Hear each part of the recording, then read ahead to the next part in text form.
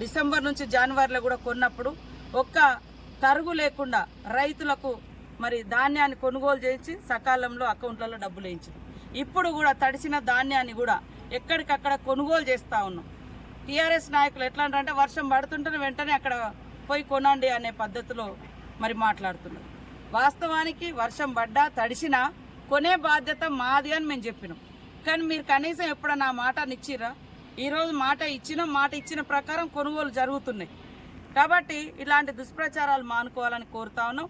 ఇవాళ 500 బోనస్ సన్నవడ్ల రైతులకు ఇవ్వడం మూలంగా రాష్ట్రంలో సన్నవడ్ల ఉత్పత్తి పెరిగి ప్రతి ఇంట్లలో పేదవాళ్ళు కానీ, అదేవిధంగా అంగన్వాడీ సెంటర్స్లో కానీ, హాస్టళ్లలో కానీ, మధ్యాహ్న భోజనం కానీ, రేషన్ కార్డుల ద్వారా కానీ అందరికీ సన్న బియ్యం అందించడం కోసం ప్రప్రథమంగా ఈ బోనస్ను సన్నవడ్లు పండించినటువంటి వాళ్లకు మరి ఒక ప్రోత్సాహకంగా ఉండాలని, వాళ్ళ యొక్క కష్టానికి తగిన ఫలితం కూడా ఉండాలని మేము ఇచ్చిన గ్యారంటీలలో కూడా ఇది కూడా ఒక భాగం. కాబట్టి అవన్నీ దృష్టిలో పెట్టుకొని ప్రజల డిమాండ్ను, ప్రజల అవసరాలను దృష్టిలో పెట్టుకొని చేయడం జరుగుతుంది.